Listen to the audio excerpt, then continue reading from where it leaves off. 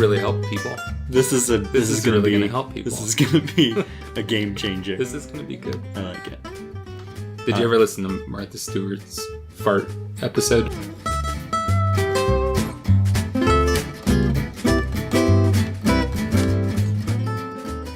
Hey y'all, welcome to the Company Men podcast. This is Chuck Tomervik. I'm Jared Carter. And we are very excited to bring you the inaugural episode. Before we get started, you brought something for me. I did. What is that? This is, it's a beer. Oh, good. From Lagunitas, which is one of my favorite breweries. I know, you talk about it. I talk about it always. A lot. This is a beer called the Waldo's Special Ale. Lovely. It's got a really groovy sticker on the front. It's somehow connected to the story of marijuana 420. I'm not exactly sure how. Okay. But it's 12% alcohol. So this isn't something that you wanna chug. Okay. Yeah. I'm going to drink that now. It's a good sipper. Yeah. I brought you something. Best beer I drank this week. It is from Deschutes Brewery. Always solid. It's Swivelhead Red, which is a seasonal, super yummy red ale. We're going to just trade these here. Yeah. And ooh, I like the cover of this. Very funky cover. I guess there is like a bunch of secret meanings in it. I don't know what they are, but there's a bunch of wacky stuff on the cover. Super yummy beer, though. It's a red ale, but it is like an India pale ale style. Oh, you red poured ale. that so much better. I practice a lot. So much better. I practice a lot. Yeah. We'll leave it at that. All right. I thought I did too. No. All right. Cheers. Cheers. Excited. I'm gonna shove my nose into about 6 inches of foam here. See if I can get some of this. Oh, this is funky. Yeah. Yeah. Okay. Well, initial thoughts on the Waldo Special Ale. It's got a real funky, almost sour, like orangey, citrusy. It is not my favorite. I'm gonna drink it though. Damn it! What do you think? You can taste the red. It tastes very red. It tastes. It's got a nutty flavor to it. I don't know how to describe beers, and I don't either. I spend a lot of time on like beeradvocate.com. Very eloquent dudes. Yes, have a lot of words to say. They have you know what? I like this beer. I can drink it real good. This beer is very good. It's my favorite description of a beer. Is it drinkable? Yeah, this is a very drinkable beer. Watch me drink it. Yeah, I'll watch. Go. Okay, here we go. Yeah. Okay, now describe. Describe it as if you were describing it for beeridiot.com. It's drinkable. It tasted like a beer, an okay beer. Pretty okay. This beer tastes yum yum on my tongue. It goes good with food. Yeah, absolutely. I noticed that when I was drinking it this week. The yum yums and how well it paired with food or without, just with my mouth. Jared, what are we doing here? What is this podcast? This podcast, I've been trying to find a way to describe it. I've been thinking about this a lot, and I think what it comes down to is I approached you about this podcast thinking Chuck, like myself, enjoys having people over. Yeah. And I know this because you've invited me over to your house on numerous occasions. I think you've fallen asleep. I've slept on your roof. I've slept on your couch. I've slept several times at your house. Which means you feel comfortable, and I know I feel comfortable in your home. I think for us, we're both guys who love hospitality. We tend to own that. At the same time, we're both guys who are growing in learning about how to have people over and how to do that well. And I think for both of us, and you can speak into this from your point of view, but for me, I see a lot of guys that I think are afraid, and I've been there, afraid to have people into their home. And I want to take away some of the stigma that I think has been produced by a culture that is obsessed with producing really perfect food. I want people to feel like they can serve a hot dog to a neighbor or a coworker, and that is a beautiful thing. That's like a sacred thing, and that the bar is set so low, like that is the bar. We can only go up from there. Yeah, you know? I feel what you're saying. I've never seen a beautiful hot dog. Oh. No. Oh. No. There's a place that I can't remember the name of. And they have pictures on the internet of their it's called Dirt Dog. I think Dirt Dog in LA. Google these pictures. What is it? Just covered in slop? Why is it? I've never seen a hot dog that I thought, wow, yeah, that is beauty incarnate. That's a beautiful thing. Now I'm with you. I'm with you on what you're saying. I absolutely feel you. I am excited about this. I do love to have people over. I love to host. I love food and drink and the ability to share that. I think that right now in today, just the way that we do things, we love to share, but we do it in a way that is very insular. And it's so rewarding to do that sharing in person, do it with people in community. We are so good at sharing, taking pictures. You make the thing and you put it all together and you take a picture and you put it on Instagram, you put it on Facebook, and that's great. I think that kind of sharing is valuable, but I think it's so much more rich and rewarding to do that sharing in person. I made this thing and I made it for you and I want to share it with you here in person. And I think that, you're right. You're absolutely right. It scares people away. I've been so excited about talking about this for the last couple weeks, talking to guys that I know and hearing things like, I like having people over and my wife kind of does all that. She just kind of takes care of that. And then I show up, which is, fine, but it's so much more rewarding. It is so exciting to me to create something for my friends and for complete strangers.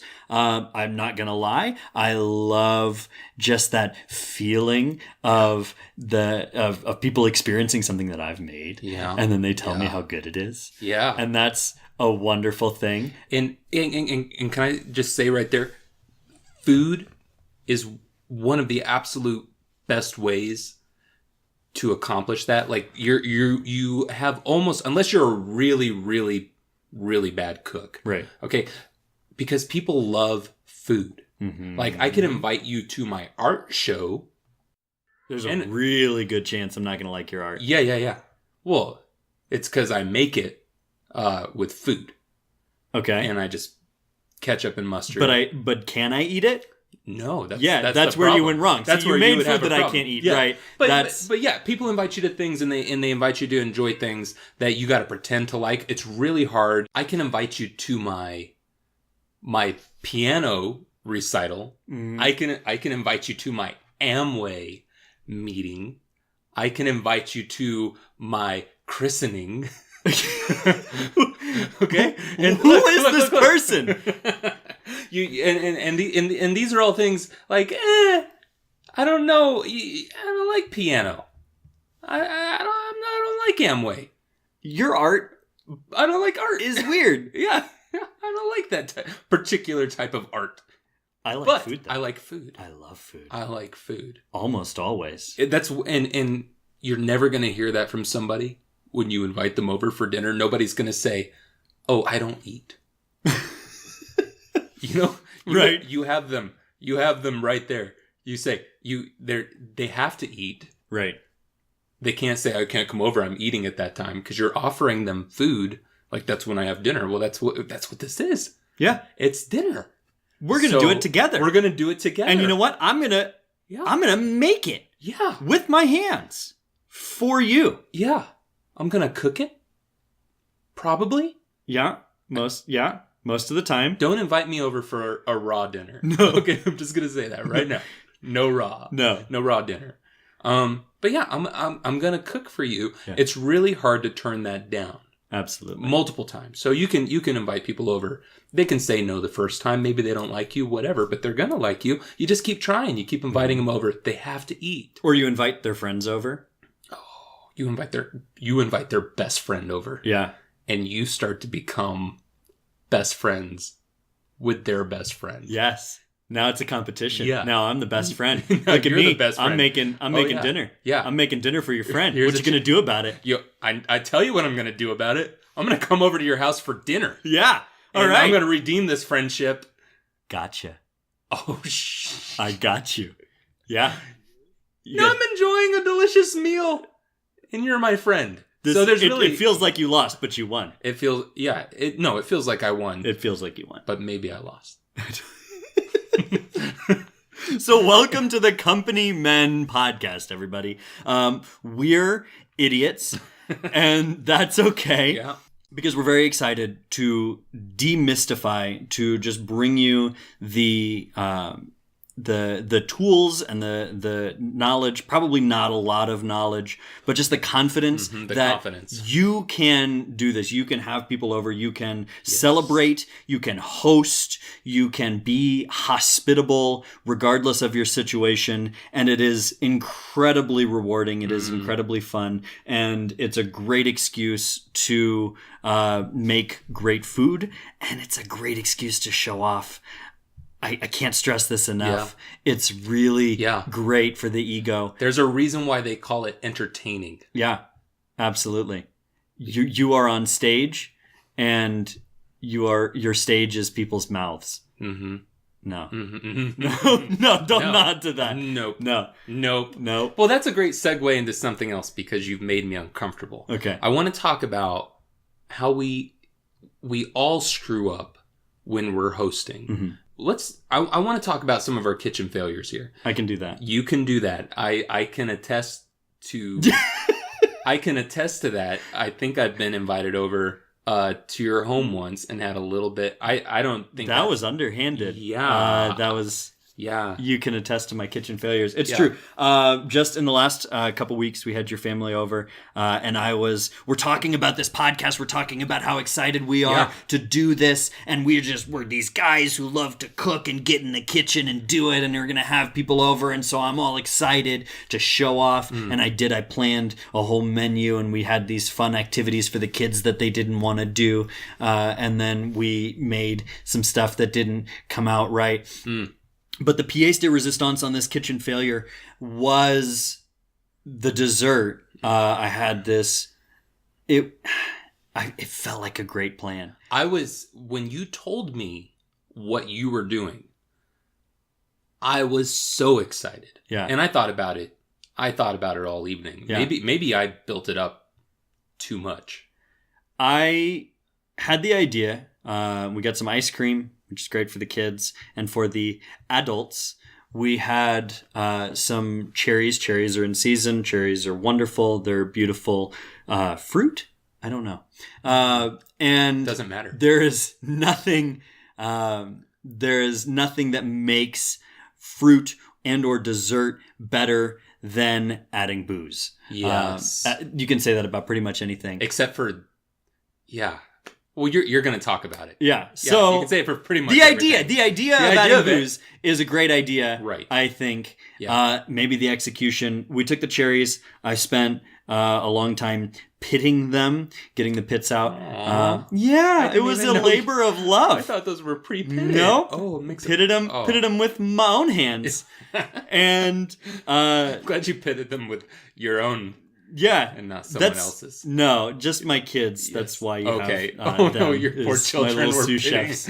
Yeah, you just say, "Here's a knife, kiddo, go nuts." Worse all the Get time. them. No, I pitted the cherries and had the great idea that we would infuse these cherries with some beautiful booze. The problem is, I only used booze I didn't want to drink. So I've had a couple of whiskeys that people have given me. There was a cherry flavored whiskey, which is really neat. Not super tasty, but I thought would be great for an application like this. Also some spiced rum that was sitting around in the cabinet, probably for a reason. Yeah. Put the cherries in jars, put the booze in the jars, had all the, 3 different kinds of booze added to the cherries, and threw them in right before dinner to start getting that good booze all up in them. Not enough time. First failure. Needed really a couple of hours. I have a really bad habit of reading a quarter of a recipe and getting a half of an idea and then going nuts. First mistake was really needed a couple of hours on these. Yeah. Did not take that couple of hours. Threw them in at the beginning of dinner, pulled them out at the end of dinner. For dessert, they probably got about a half hour. And then... Oh, I didn't know all this backstory. They tasted real bad. They were something. They were awful. They were pretty bad. I served you, my guest, and your beautiful wife real gross. Well, she wouldn't even taste them based off my expression. No, which is smart. She's the smart one. They were nasty, y'all. These cherries were really bad. Not so bad once you put them on the ice cream, but honestly, that's just covering up the taste of it. They were not good. And you know what? It was a blast. It was fun. It was so much fun. Can I just say that? Yeah. I mean, I don't want to go overboard here, but any other situation... any other situation, I'm sitting at the park. Mm-hmm. I stumble upon a jar of poorly executed booze infused cherries. You've got a couple things going wrong. I'm feeling confident, and I say I'm going to try this. It's not. It's going to be horrible. It's going to be a horrible experience. Right. I'm going to come home. My breath is going to smell like booze. Jared, you went to the park. Why do you smell like this? Well, there's a story here. And that wouldn't be great. Eating these disgusting cherries was so much fun. It was. I had so much fun because it was enveloped in an evening of just friends. Yeah. Drinking beers, knocking back some, is that African food? It was, yeah. It was a wonderful South African dish called bubuti. Bubuti. Which is a great way to let people know that this is very accessible, is make wacky-ass South African dishes. Yeah. It's a lot easier than it sounds. But it was so much fun. Yeah. And I got a story kind of similar to that. It didn't happen super recently, but I think it's a perfect example of a great kitchen failure of mine. I love, just like you, I love to go all out with my recipes. I feel like the longer it takes, the harder it is, the cooler it is. Yeah. And to be able to invite people into that. And because you want to be able to talk about the food. There's a better story. When you have a story to go along with the food, it increases the taste of the food. Didn't happen in this case. I invited some friends over, people that I had just met, first time, this couple, they come over to our house. Trish and I are super excited to get to know them. So I start out by making this pasta sauce. And I'm going to cook it all day. Oh, yeah. Well, right in the very beginning, like 10 minutes into it, I burn it. It scalds on the bottom of the pan. That's where you go. And I think I probably had the ingredients to chuck it all out and start over. Yeah. And just start over. Cut your losses. I proceeded to cook that pasta sauce for like 6 hours. It was a really long recipe. And so not only that, but when I started to make the pasta sauce, I decided I'm going to prepare the salad. And I don't know if you know this about salads, but you can't toss it in the dressing. Don't dress it too early. 6 hours before That's a real you're bad going to idea. serve it. So these folks come over. They eat what is the soggiest salad they've ever had in their entire life. And this pasta sauce, which over the last 6 hours I have been spending convincing myself that I have somehow covered up the burnt. What you've been doing is infusing, just really deepening that real bad flavor. Oh, yes. It was horrible. It was horrible. But you know what? They never came over again. That same couple, they packed up their bags and they left town. Rather than tell you. They said, we're leaving this shit town and we're never coming back. No, that couple is one. They're some of our closest friends today. And I have cooked much better meals for them since then. Probably, I think that meal is probably why I've become a good cook now, is because I wanted to redeem myself. But they kept coming back. Yeah. They kept coming back. And we have been through so much with this couple. They're such close friends of ours. And it started with a really horrible meal. So much worse than just your little cherry. Those cherry. And I think that's a great testament. That's part of why we're doing this, is we want people to walk away with some deep-rooted, I feel like, friendships at the end of this. And part of that starts with inviting people over for food. Yeah, absolutely. I'm not in it for friendship. That's a side effect. No, I'm in it for the accolades. That's an unfortunate byproduct, right?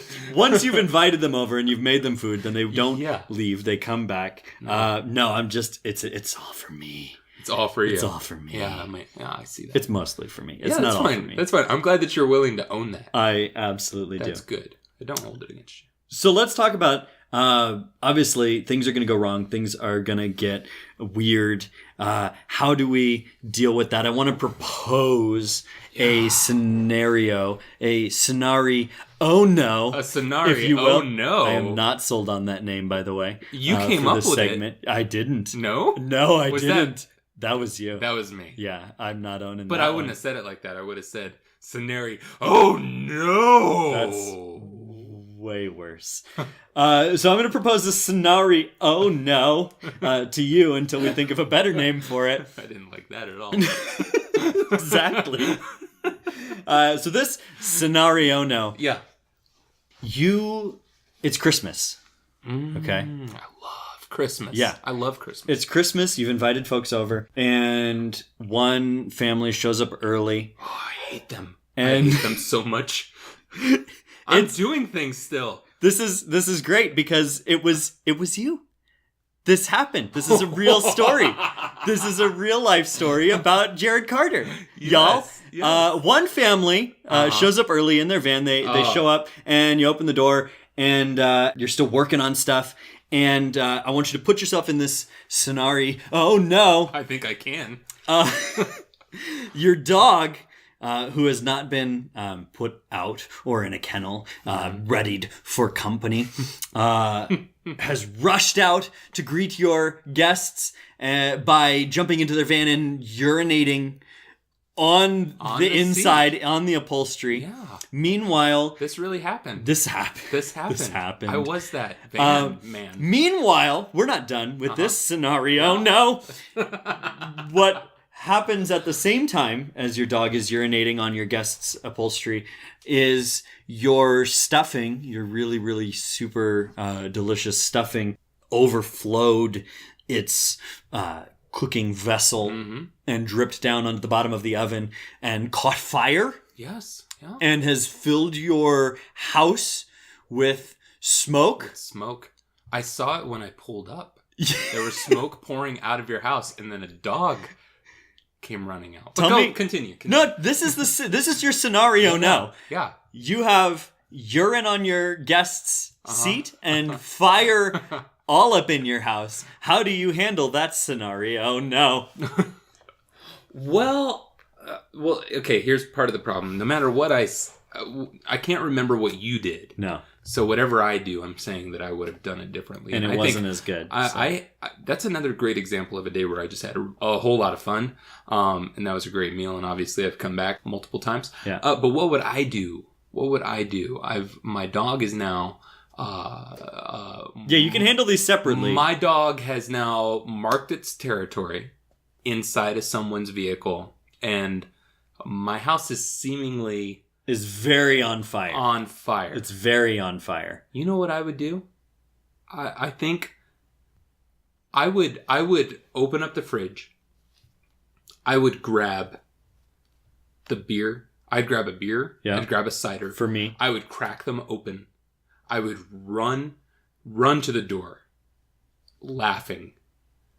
And I would say, Merry Christmas. Here's a drink. This is life.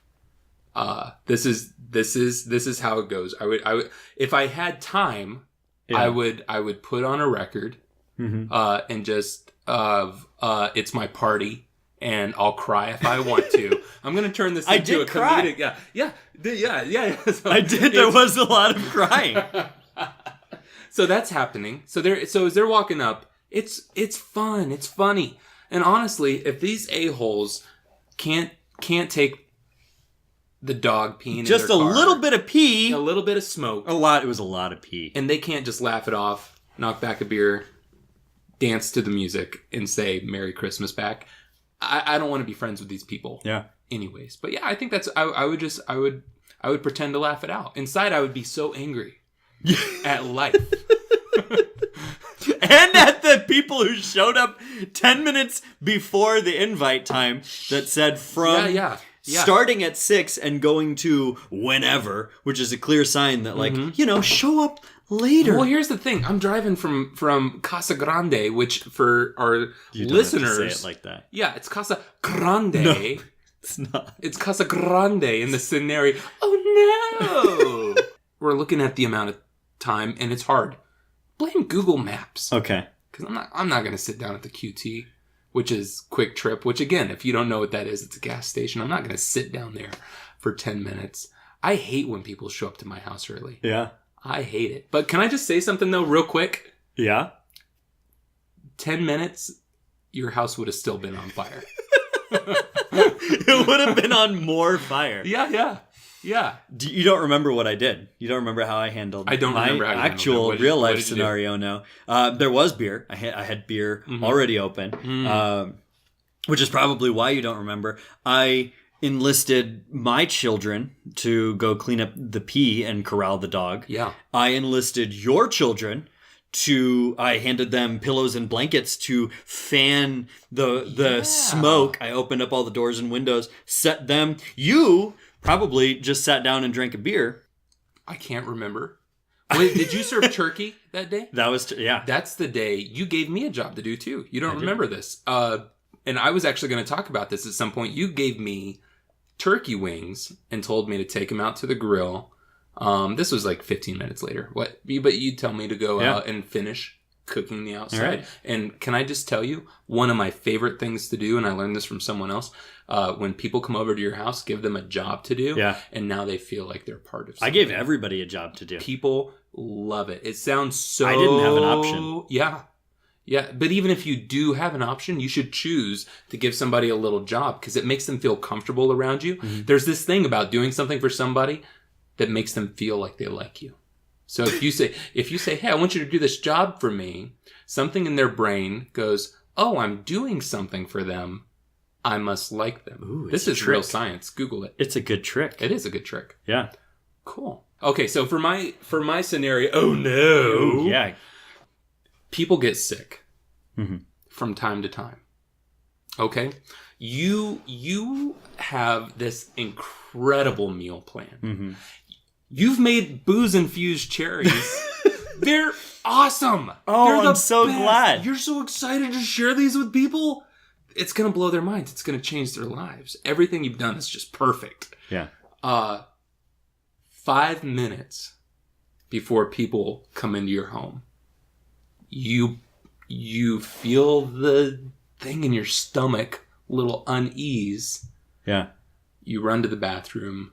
You're barfing hardcore. You have like 15 people coming over. One of them is your boss. People have planned their day around this. Mm-hmm. You know that you're going to make them sick. Mm-hmm. You know that all the food that you've prepared all day long is going to lead to agony. Yep. Times 15. Yeah. Okay? What do you do? Okay. The first thing I do, I get it all out. It's all got to come out.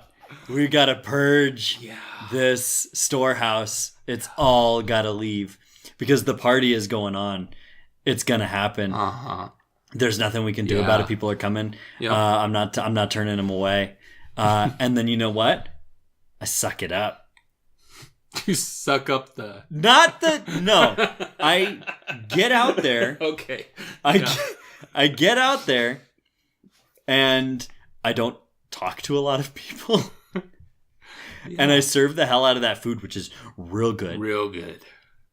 Because they're going to get it anyway. Listen, this thing is going around. Yeah. We run in the same circles. Yeah. They're going to get it anyway. Ooh. If you're going to get it, if you're going to get sick, you're going to get this real bad whatever. Yeah. Why don't you get it doing something real good? This is good food. Yeah. This is good food. It's really good food. That's true. I like that. And I'm not going to eat. I like that. I'm not going to eat because I don't want to reprise of what I did right before everyone got there. Yeah. But... So how do you pass that off with your guests, though? Oh, I don't tell them. You just don't tell them? I don't tell them. Do you make a plate and go, I'm going to go eat this? No, I move. This is my strategy. Mm-hmm. Anyway, strategy is the wrong word. I don't think this actively about it, but I move around. I try not to spend too much time in one place. I'm a bit of a party nomad. Yeah. I'm going to move from person to person. Nobody's going to notice that I'm not eating. I'm going to carry a plate of food. Yeah. I'm going to carry it around. And somebody says, Chuck, you don't look well. Oh, no, I got up really early. I got up really early to cook this food. And I'm good. I'm real good. Chuck, I made this banana pudding. Oh, did you? And when I was making it, I was thinking about you. That's so sweet. Yep. I want you to try it. Chuck, look, Chuck, I made these, I also made these booze-infused cherries. That I only read a quarter of the recipe and I only cooked them for a quarter of the time I was supposed to. Here's what I'm going to do. For you, my good friend, my dear sweet friend, I'm so full. I've eaten. You can see this plate I'm carrying. I've eaten so much food already. I can't wait to try your delicious food. So I'm gonna try one bite. I'm gonna eat one bite for you, my good dear friend. And I'm gonna just eat this one bite of it, and I can't eat any more. And then please, just put some of this in a Tupperware. Here's a Tupperware. Put some of it in a Tupperware for me. I'm just gonna go crazy on this when you leave. I'm gonna go crazy on this when you leave. But right now, one little bite, just a tiny taste, this is so good.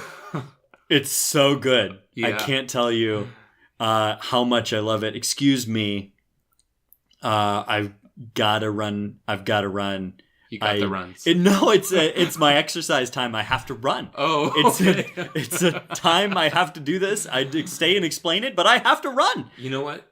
I think you just turned a scenario. Oh no! Into a scenario. Oh yeah! We can't do this. This is not happening.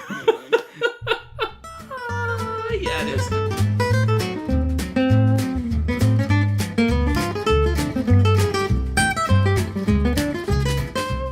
All right, y'all. Because we don't currently have a real life paying sponsor, this episode is brought to you by Robot Knives. Now, this is a product that is near and dear to me. After watching Terminator 2, I was deeply mistrusting of both robots and knives. Both of these bad guys in that movie.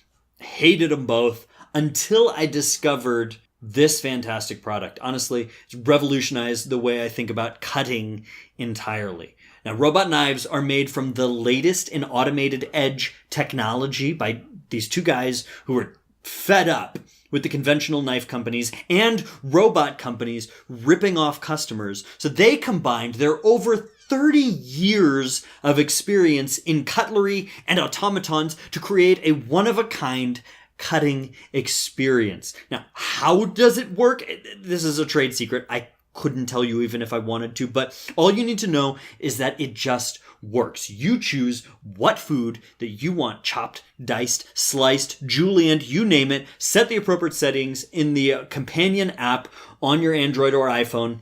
You leave it unattended to work its magic. This is all done through machine learning, big data, all kinds of things that you and I aren't ever going to understand. But these guys behind Robot Knives are so confident that you're going to love their product. They're offering a 90-day guaranteed trial. If you aren't completely blown away, you call them. They're not going to hassle you. They're just going to notify the robot that it's being decommissioned. They're going to give it 24 hours to shut down its processes, say goodbye to you, your family, and then they're going to unplug its AI host. And that's the end. It's all done. You get your money back. I'm sure it's not going to happen, though. I'm telling you, I love Robot Knives so much. It's made food prep so much more relaxing. It's hardly enslaved or murdered anyone in my household. You've got to try it. Just go to their website, enter promo code COMPANY for 10% off. That's promo code COMPANY. They're going to give you 10% off, and you are going to start living life on the cutting edge.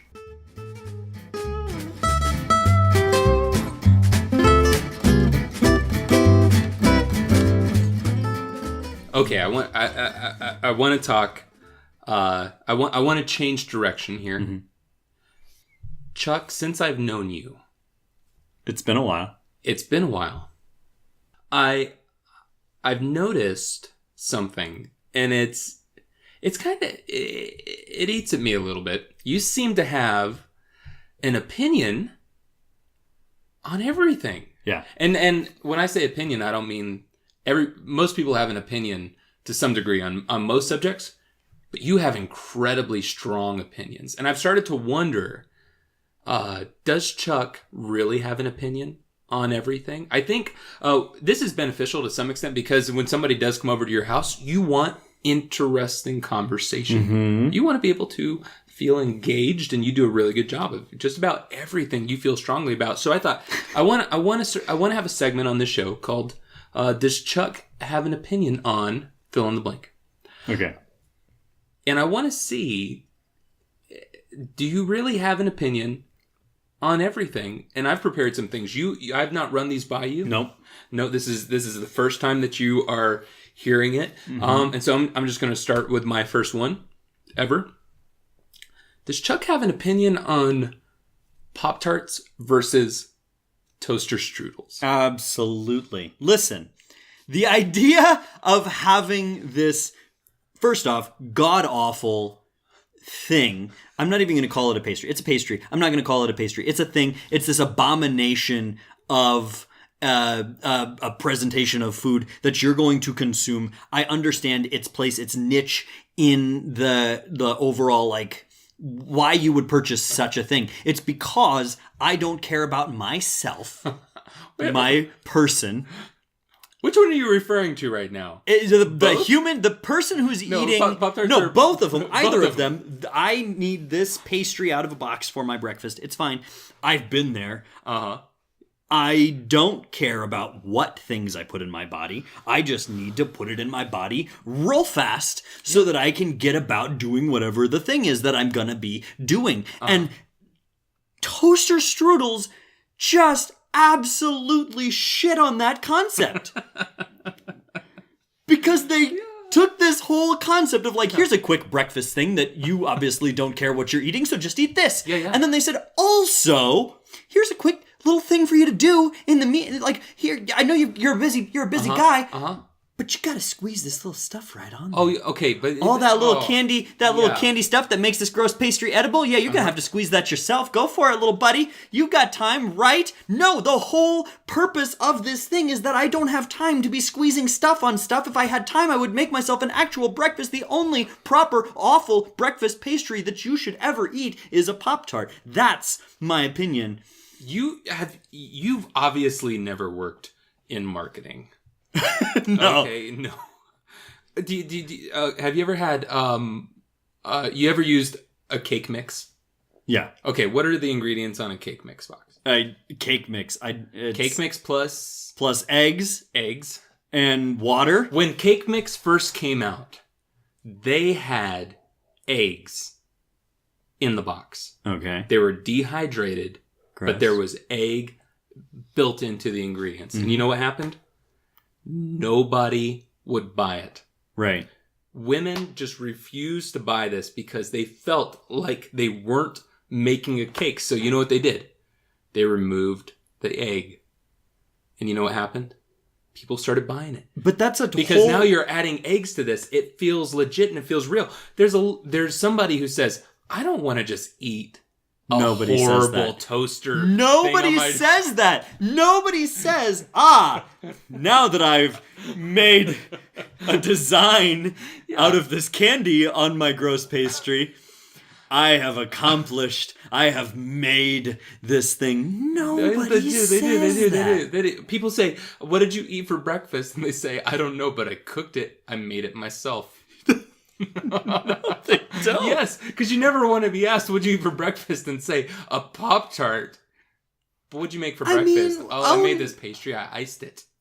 Oh, no. No? It's an abomination. Okay. The whole concept is wrong. No. But I totally understand the market for it. Uh-huh. I understand the need for it. Yeah. For some people, I was absolutely the consumer of Pop-Tarts for a long time. Mm-hmm. And I refuse to believe that a toaster strudel has any place on this earth. I don't want to be a Pop-Tart purist, but these flavors that they're coming out with. Is there no end? No, it doesn't matter. It's all the same thing. You call it... I prefer you're going to call it like Chocolate Explosion S'more Blast. That was my rapper name. That was... in high school. Yeah. I would prefer you call it that to Strawberry. Because just own what you are. There's no strawberry in that. It's just a big candy pastry candy thing. Don't call it strawberry. Call it Chocolate Explosion Fruit Blast. That's what it is. It's much more that than it is any actual thing found in nature. Mm-hmm, mm-hmm. So call it what it is. Yeah, no, I'm all about the flavors. Make it as weird as possible. Chuck, did you have an opinion on this before today?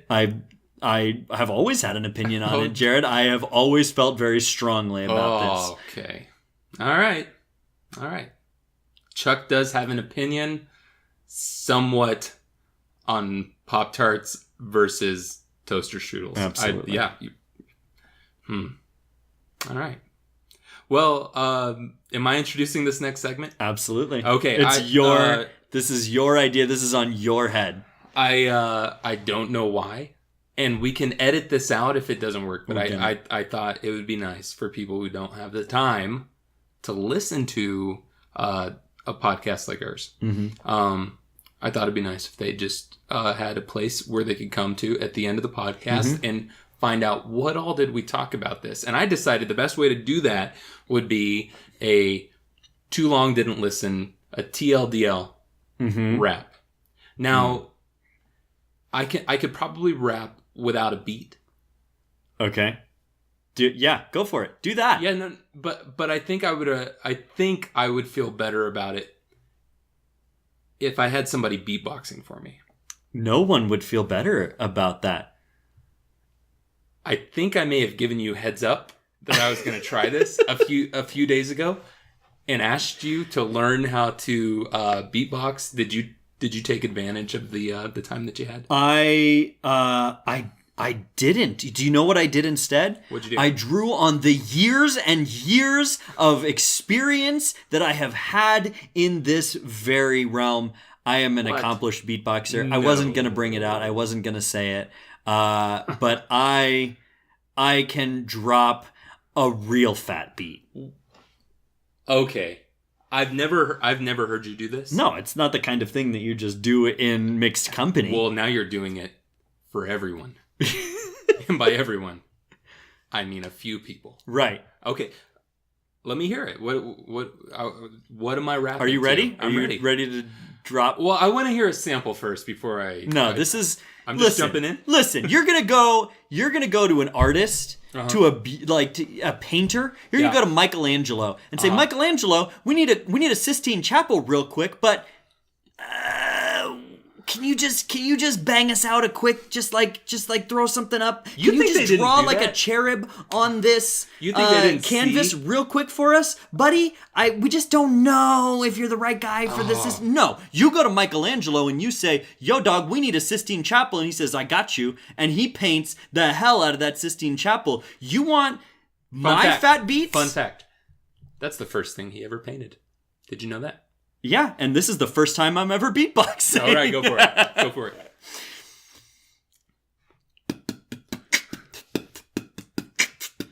We got together and we tried a few beers. I talked about hosting over the years. All the highs and lows, all the things we did. Like cherries that I wouldn't feed to a really bad kid. We talked about the smoking, all the dogs peeing.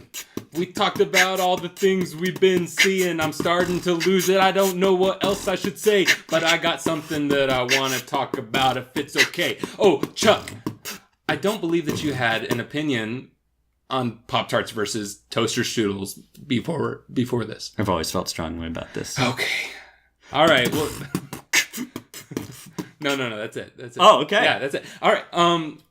Well, I think it's time to end this. Yeah. It was time to end this a long time ago. Should we do this again? I think we should. Yeah, okay. Absolutely. Folks, thank you so much for listening. Really excited for this podcast. Really excited for you to check out what else we've got. One last thing is something we say every week. Yep, every week. Every week. We always say, I couldn't take a licking if the chicken wasn't in the kitchen. I couldn't take a licking if the kitchen wasn't in the kitchen. That's what I always say. Thanks, folks. Exactly.